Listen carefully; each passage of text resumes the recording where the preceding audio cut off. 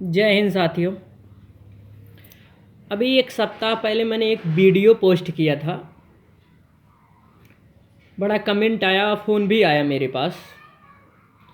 मैं उस पर चर्चा करने से पहले ये बता दूं, अगर मेरी बात समाज हित, देश हित, गरीब, मजदूर, मजलूम हित हो तो इसको जन जन तक पहुंचा दीजिए, शेयर कर दीजिए पूरी तरह से। सरकार तक ये आवाज़ पहुंचनी चाहिए, ग्रामीण स्तर की ये आवाज़ पूरी तरह से पहुंचनी चाहिए। हाँ, तो विषय ये था कि हमने कहा किसानों का सपोर्ट किया जाए। किसान अपनी ही लड़ाई नहीं, हम सबकी लड़ाई लड़ रहे हैं। तो ऐसे में मेरे पास कई फ़ोन आए, कमेंट भी आया कि वो वैकल्पिक व्यवस्था है। सरकार ने कहा वैकल्पिक व्यवस्था है, किसान चाहे तो एग्रीमेंट करे, न चाहे ना करे, अपना खेती करे, कोई ज़बरदस्ती नहीं है। अगर ज़बरदस्ती नहीं है तो एमएसपी की एक लाइन गारंटी क्यों नहीं दे देते? एक ही लाइन देना है कि एमएसपी में दिए गए अनाजों के मूल्यों से कम दाम में कहीं कोई किसानों का अनाज नहीं खरीदेगा। बात खत्म। तय मूल्यों पे बेचना है। अब चाहे असीमित भंडार करे, चाहे जो करे। आप सोचिए, ये विचार करने योग्य है। वैकल्पिक व्यवस्था बहुत ज़्यादा समय नहीं चलता, सब्सिडी की तरह। मैं पहले भी चर्चा कर चुका हूँ कि अगर सिलेंडर की सब्सिडी ख़त्म हो सकती है, लिखित तो थी नहीं, तो ये भी ख़त्म हो सकता है। एमएसपी की गारंटी से किसान का अनाज, किसान खेत, सारी चीज़ सुरक्षित रहेगी।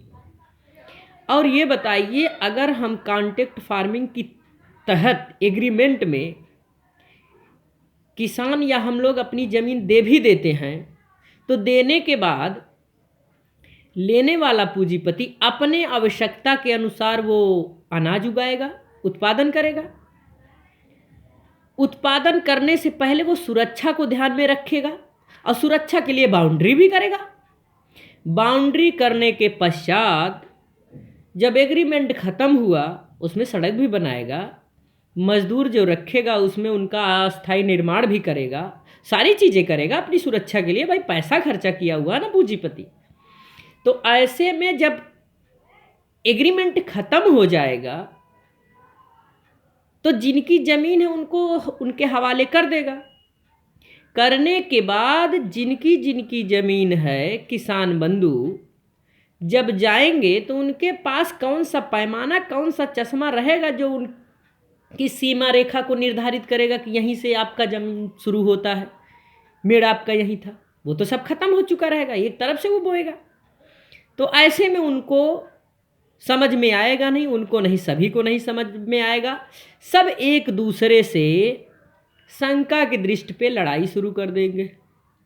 न्यायालय में भी चुनौती इनके प्रति दी नहीं जा सकती। एसडीएम साहब के यहाँ धारा 24 के तहत पैमाइश का आर्डर कराना पड़ेगा। लड़ाओ मुकदमा। ये भी विचार करने योग्य है, विचार करिए। इससे ज़्यादा नहीं कहेंगे, मने मन समझा जाए, आगे सुना जाए। कुछ लोगों ने ये कहा कि अगर महंगाई बढ़ जाएगी तो भी हम स्वीकार करेंगे, ये तो देश हित में है।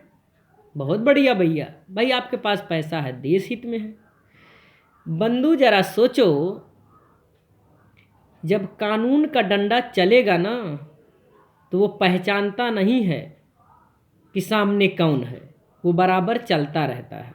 सुनिए, महंगाई हो जाने पे आपको कोई दिक्कत नहीं होगा, बहुत दिक्कत होगा। आपका बजट पहले बिगड़ जाएगा और आपको ये नहीं समझ में आएगा कि बच्चे को खिलाकर जिलाएं कि पढ़ाएं। और जिस बच्चे की पढ़ाई नहीं पूरी होगी वो बच्चा इंसान नहीं, जानवर बन के रहता है। जिसको समझ नहीं होती है, जिसके अंदर शिक्षा नहीं होती है, वो अपने अधिकारों की लड़ाई नहीं लड़ पाता है। जीती हुई बाजी भी हार जाता है अज्ञानता के नाते। तो ये हम आप क्यों नहीं समझ रहे हैं? मैं एक बार फिर निवेदन कर रहा हूँ,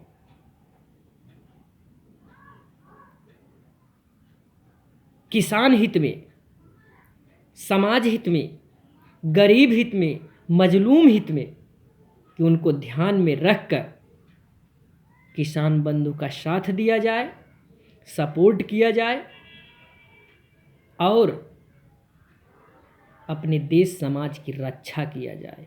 इसे भी देशभक्ति कहते हैं। देशभक्ति वही नहीं होती कि हाथों में तिरंगा लेकर के दौड़ के लहरा के, नहीं नहीं। देशभक्ति वो है जो समाज हित में काम किया जाए। मुझसे कहने में जो भी भूल हुई हो, हम आपसे क्षमा चाहते हैं, लेकिन समाज हित, गरीब हित, मजलूम हित, असहाय हित अगर हो हमारी विचार, तो इसको अधिक से अधिक शेयर करके फैला दें, क्योंकि जन जागरूकता अति आवश्यक है। जय हिंद, जय जवान, जय किसान, जय संविधान।